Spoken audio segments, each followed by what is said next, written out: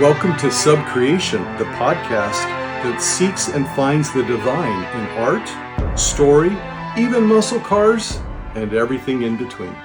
Hello, friends. Welcome back. It's always an honor and a pleasure for me to be with you with such a distinguished audience, obviously intelligent and well-refined.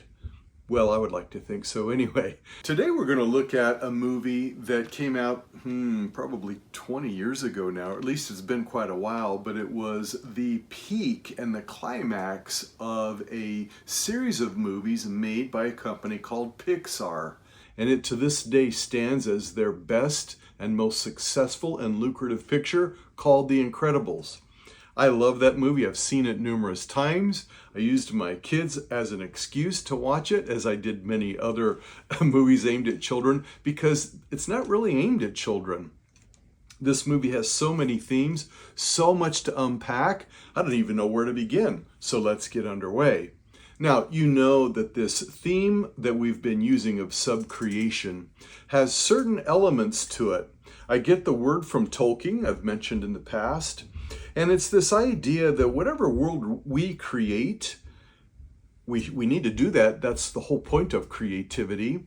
It should at least respect the primary created realm in which we dwell, because in so doing, it can bring to light the harmony and the hierarchy, the sacred ordering of that world within the subcreated world, and can teach us. In fact, we know that this is true because so many of the movies and the stories and the creations that fail precisely because they don't respect well enough the primary world. This movie, The Incredibles, albeit it's a movie about superheroes, nevertheless succeeds so well at pointing out things about our own world.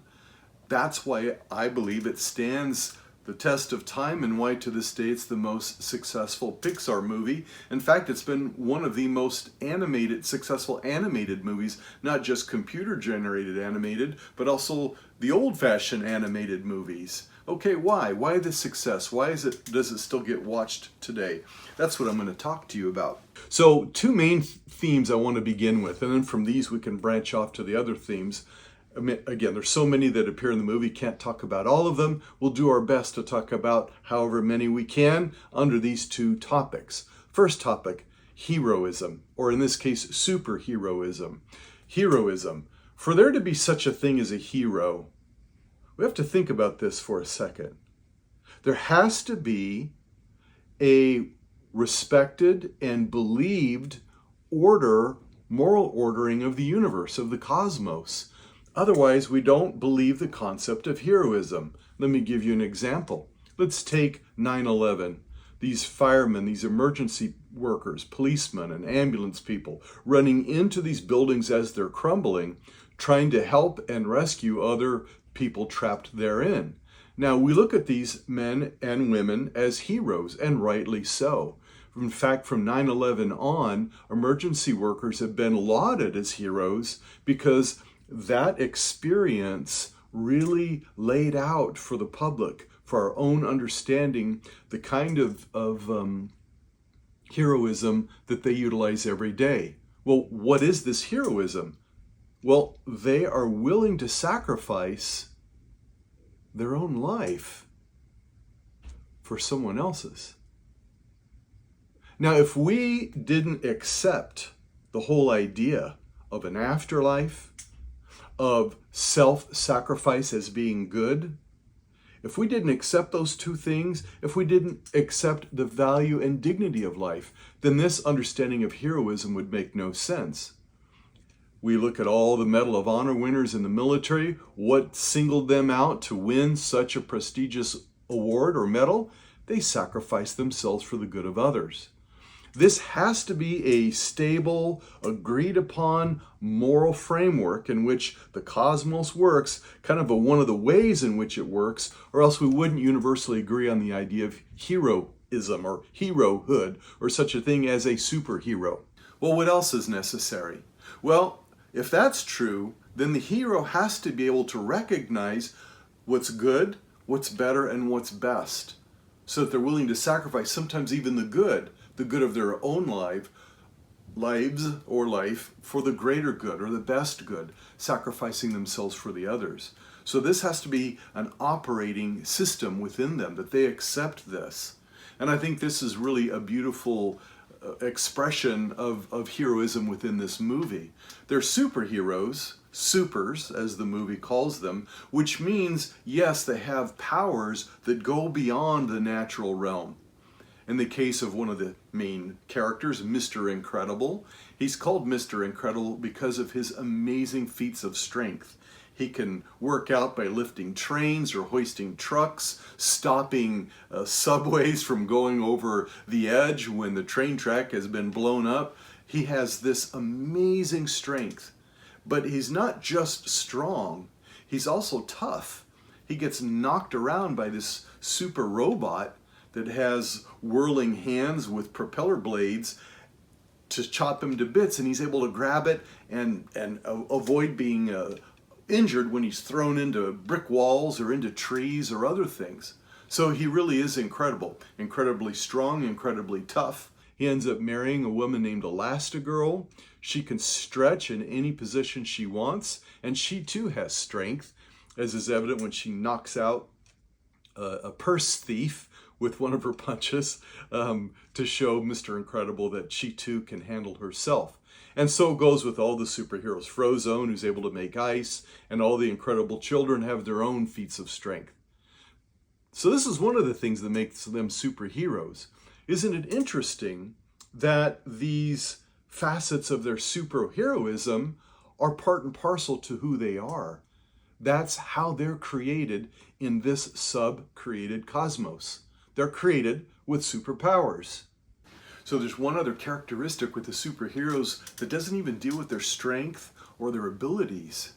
It's their willingness to sacrifice themselves for others. They don't even question it.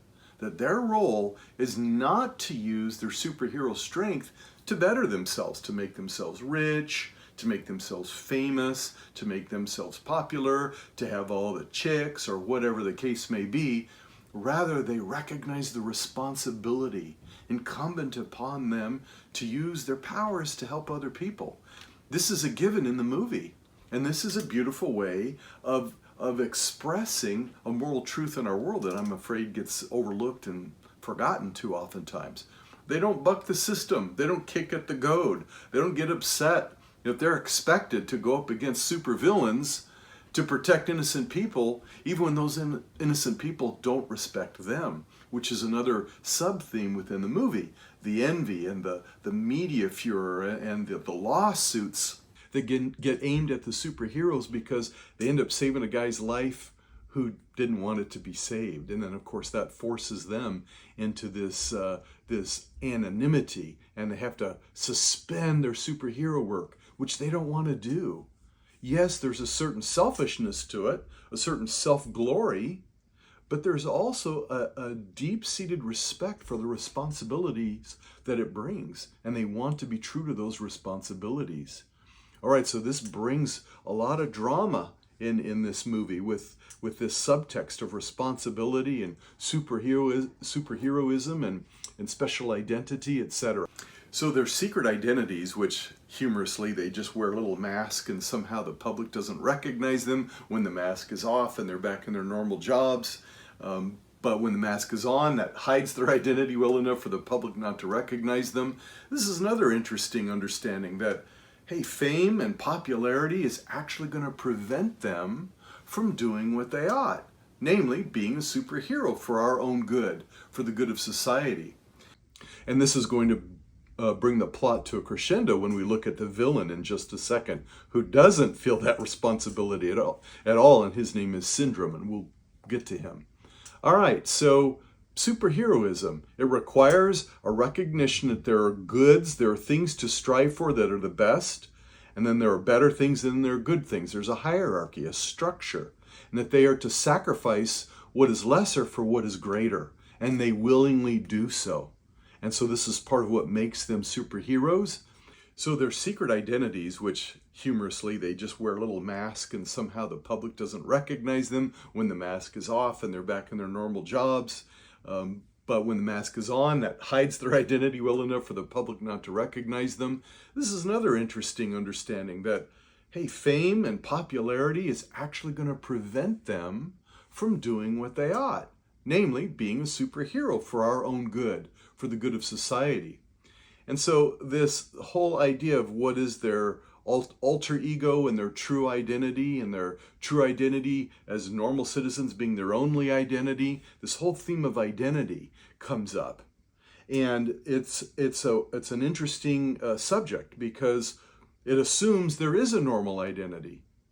And Mr. Incredible recognizes his normal identity is as a superhero. But once they're pushed into anonymity from the lawsuits and all the trouble that they've created according to the public perception and how public opinion is shaped by the media, then they have to forget being superheroes, and then the identity becomes a question. And the last girl, who's the wife of Mr. Incredible, she has no problem because she recognizes her identity now is as a mom and a wife. And she understands that this identity is at least as important, if not more so, than what she did as Elastigirl. In fact, she gets frustrated with her husband, Bob, because he doesn't recognize that. And in her perspective, he begins living in the past. And there's this scene with he and his buddy Frozone when they're listening to a police scanner to go find out what kind of criminal activity is out there so they could rush in before the cops get there and help things, and then rush out before they're arrested or discovered. And so he wants to continue doing this, and Frozone says to him, those were the glory days. That's the past. Let's let the past be in the past. Let's actually go bowling, like what we said we were going to do when we told our wives the reason why we were leaving for the evening.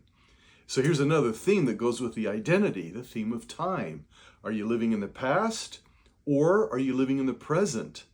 And so time appears throughout the movie. There's clocks that appear several times in the movie, and it's always right around 2 o'clock, either just prior to 2 o'clock or exactly 2 o'clock. Now you get to go rewatch the movie and see this little detail. And I think this is because Brad Bird and the crew who made this wonderful movie are showing us that we've got to live in the present moment, that when we're looking at the time, it's supposed to be now. And so throughout the movie, whenever you see a clock, it's always around 2 to show it's always around the same time, meaning we're supposed to live in the present moment. In theological circles, they call it the grace-filled present moment, because the past is no more and the future is not yet. And so if we're living in the past or living in the future, we're either going to be depressed or we're going to be anxious and fearful, neurotic, if you will. And so we're made to live only in the present, because only here is where we can discover who we are, our identity. And so this secret identity, true identity, what's normal, what isn't, is tied to the present moment and tied to Bob's reality now as a father and a husband, which he's struggling to adjust to. Whereas his wife, she's adjusted to it, and she's constantly frustrating that he can't accept this reality. Hence, he's always living in the past when he could be a superhero. But to his defense, he's got this incredible strength. What's it for? It's not for working at Insuricare, the little cubicle where he works. It's so funny. He's this big, bulking, huge guy. He's in this tiny cubicle, and of all the cubicles in the office space, this is the only one with this big pillar right in the middle of it, just to show how squished he is in the world he's trying to fit into. And yet it also, I think, stands as a contrast. He's the pillar. He sees himself as the atlas that's holding up the world to keep it safe for just 5 minutes or longer, hopefully. And yet he can no longer do that. His pillar of strength is now hidden in this cubicle, in this office work where he's not any good at, and he's constantly in trouble with his boss, who's very much into time and precision and to seeing life as cogs in a machine, which Mr. Incredible cannot stand, because it's forcing him into an identity and into a way of looking at time that he's not fit for. So isn't it interesting how these themes help create the tension, the drama that's unfolding in the movie? Well, this is the nature of superheroism in the movie, and I think they do just a wonderful job of showing exactly why the superheroes are super. They don't just have this incredible gifts that go beyond anybody else's, despite their envy and jealousy. They take these gifts, which are just given to them by the world in which they live, to serve others, and the others can't appreciate that. All right, now let's turn our attention to another major theme, villainy, in this case, supervillainy. And this is the case of Syndrome, the main villain in the movie. And he appears as a small boy when Mr. Incredible is saving a bank from being robbed right before he's supposed to go get married. He's got to do these last-minute, miraculous, daring feats to spare the world from all the chaos that's happening due to the criminal element. And then this young lad shows up who's a genius, clearly. He uses his intelligence to make technology. And then the technology is supposed to help him become the identity that he wants. He self-identifies as a superhero. And he doesn't stop to question or wonder whether or not others should accept his self-identity. He takes it for a given they should. And if they don't, they're the bad guy. And that's what happens. He shows up. He decides he's a superhero. He's the sidekick for Mr. Incredible because he idolizes Mr. Incredible. And like with all cases of idolatry, we're merely expressing our own self onto our idol of who we want to be. So his whole self-identity is selfish. And he says something interesting to Mr. Incredible. He says, aren't you the one who are always saying be true to yourself, yet you never say which self you're to be true to? So I've decided I'm your ward. I'm Incrediboy. His name is Buddy, and Mr. Incredible says, fly home, Buddy, I work alone. And now the tension comes to a snapping point because Mr. Incredible doesn't recognize Buddy as his sidekick. Buddy decides in his own fantasy that his fantasy should be reality. And because he has the knowledge, or so he thinks, to make it reality, everybody else should accept it as well. And he imposes it. And when Mr. Incredible and the police and all the other characters in the movie refuse to recognize it, now he becomes the villain. Isn't it interesting?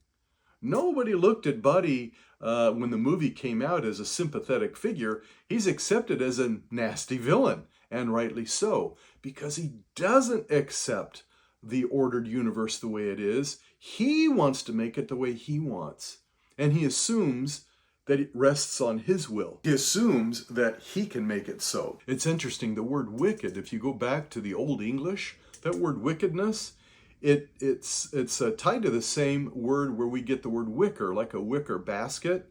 A wicker basket, you take a reed and you can bend it, and then you make your basket with the reed. So it's an ancient root word, and the word wicked is tied to that root of the word wicker. And it means to bend. So wickedness means I think I can bend reality to my own desires, to my own identity, to my own fantasy that I'm going to impose on reality because I've rejected reality the way it is. I want to eliminate facets of reality I don't like and use my power to create the reality that I do like. And this is exactly Incrediboy/Syndrome. This is how he sees things. So when he's cast off, he burns with resentment, and from that point forward, he starts plotting his revenge on all the superheroes. And this is the nature of his villainy. His wretched self, his wickedness when he wants to bend things according to his own will. And yet we also see in him this lack of integrity in his own identity. Which part of myself am I to be true to? He asks Mr. Incredible, which shows that there's a division in him. There's something not unified, something not integrated. Whereas you don't see this in the same way with the superhero family. Mr. Incredible recognizes he's a superhero. Mrs. Incredible recognizes, yes, but you're also a father and a husband. Those things are not necessarily disconnected, but for right now, we've got to sacrifice one for the other. And there is no problem in recognizing that sacrificing your strength for yourself and for the good of others, or at least maybe for the adventure of saving others, it might be good, but there's a greater good found in the family. This is an amazing virtue that the movie is showing us, that the good of the family is the truest and greatest good. And if you're going to use your superhero virtues or your superhero strength well, use it first for your family. Now, it doesn't necessarily mean that you should hide those superhero virtues and the fact that they're forced to by a public that's envious and not grateful. Again, that kind of creates some of the challenge, some of the drama in here, because Mr. Incredible wants his kids at school to be able to use their gifts, and they can't. And of course, Dash, his son, who's super fast, uses it anyway by putting a tack on his teacher's stool, and he can do it so quickly he can move and sit back in his seat and even be videotaped doing it. And the videotape cannot clearly show that it was he who put the tack on his teacher's stool. That's how fast he is. And yet he gets in trouble. And so the mom is saying, look, you can't use your speed that way. We've got to stay hidden. Now that's what's the highest good for society, because the government has told them to, and the forces even higher than superheroes have said to them, now you have to be anonymous. So that's the greater good. And so this episode with Dash shows us something, and it's also the same episode when we see Frozone and Mr. Incredible save people from a burning building and at the same time save a bank robbery, that when we try to squash the greatness, the merit that we have, that's when it gets used for the wrong reasons. And here we come yet upon another theme in the movie. Excellence or greatness versus mediocrity and sameness. That when everybody is a super, nobody is. That's another line from the movie. And when we refuse to reward merit because we're jealous that we don't have it, or we think that somehow that violates equality, then that's when it gets used improperly. And that's what we see with Dash, and we see this strain it puts on Mr. Incredible and his friendship with Frozone and his relationship with his wife. So there's a lot of social commentary that's coming out of this movie.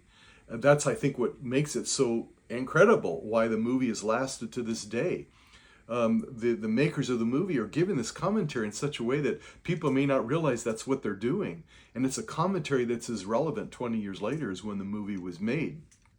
All right, so here we're set up. We got our superheroes. We have our villain who self-identifies as a hero, but his fantasy is squashed by reality. I work alone. We see autonomy. We see now family. We see the social order. We see responsibility. All of these subtexts with identity and time all coming together, all filtering into a grand finale. Okay, what's this grand finale? Well, the villain syndrome, he's made himself in his own thinking a superhero because he's able to use technology. And through this means of technology, of using science to make gadgets, he thinks now he's equal to the superheroes. And he's made himself fabulously wealthy, unfortunately, by making weapons of war. And so yet another theme appears, violence. You see, the superheroes never use violence in a way to destroy other people. They use it to maybe subdue them, but the only thing that gets destroyed by them is the robots. Whereas Syndrome has made his power precisely by destroying other people. And he's going to make himself a superhero by creating a robot that is so destructive that only he can destroy it and thus make himself a darling in the eye of the public. This vain, super vain alter ego that he's created from the whole idea of technology and its use for power or violence. And how that contrasts with the legitimate power that we see with the superheroes. That their power actually comes by respecting the cosmic order, by loving people over themselves, including their family, and by ordering their superhero powers accordingly to this structure of this hierarchical moral structure of the cosmos. They accept it. They don't seek to destroy it and impose it based on their own thinking. All right, now we're coming to the clash between the two. So the villain here, Syndrome, he's able to capture Mr. Incredible. Then he captures his whole family. He's going to destroy them, but first he wants them to watch him crown himself as the new superhero by sending his robot to New York City or whatever city. We're not sure which. We're not even sure what time frame the movie is set in. This is on purpose by the creators. Is it the 60s? Is it the 50s? Is it some future era? We're not supposed to know. They take iconic imagery from all of those decades and put them all together so that we're left wondering, what time is this and what place? We're not supposed to know. We're supposed to accept the fact that it's a sub-created cosmos, but that it does relate enough to our own to highlight the true nature of heroism and villainy, and the hierarchical nature of goods, including the importance of family, and recognizing that there are higher powers that have created a harmony, and we're supposed to accept it.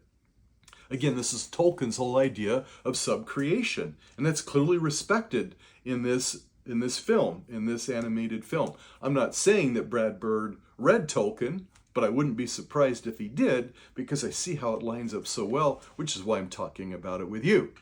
All right, so they're arrested. They're being held by some laser beam thing. Syndrome leaves them there. He's so confident that they can't escape. He flies to New York City or whatever city it is to combat the monster, the robot monster he created, to make himself a new superhero.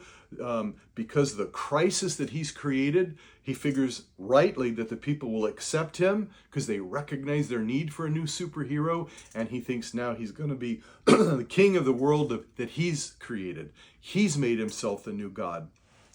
The superheroes, though, are able to escape, the Incredible family. They get off his island and they confront him, and they end up destroying the robot, and they end up destroying him and saving the family. And then they live happily ever after. There are some humorous points with their baby Jack and the superpowers that he has. But that's how the movie ends. I did a real quick job, so if you haven't watched it or haven't watched it in a while, I hope I didn't totally ruin it for you, because you should watch it because it's so well done. But here we see that the superheroes are able to resume themselves because of the crisis that gets created when we don't accept that there are certain gifts handed out in disproportionate ways. Some have more and some have less. That doesn't create a problem. That's not an evil. Rather, that means that if you've been giving something in abundance, you're supposed to share it with those who don't have that abundance.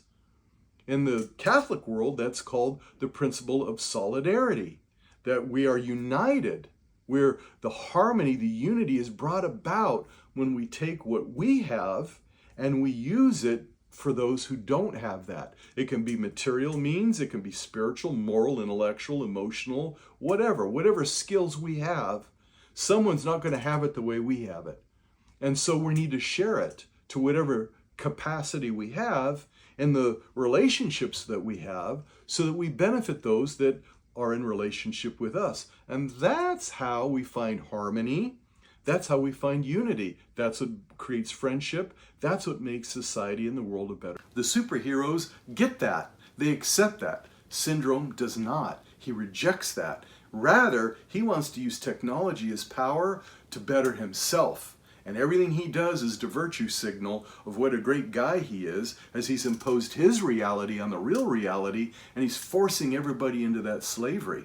And then he's got this grand idea that once he's bored, and he expects that eventually he will get to be bored, he'll share his great gadgets with everybody so that everybody gets to be a superhero. He thinks that in so doing, he himself is going to subvert this moral order, this harmony that exists in his world, because he cannot stand the thought that there are superheroes and he's not one of them.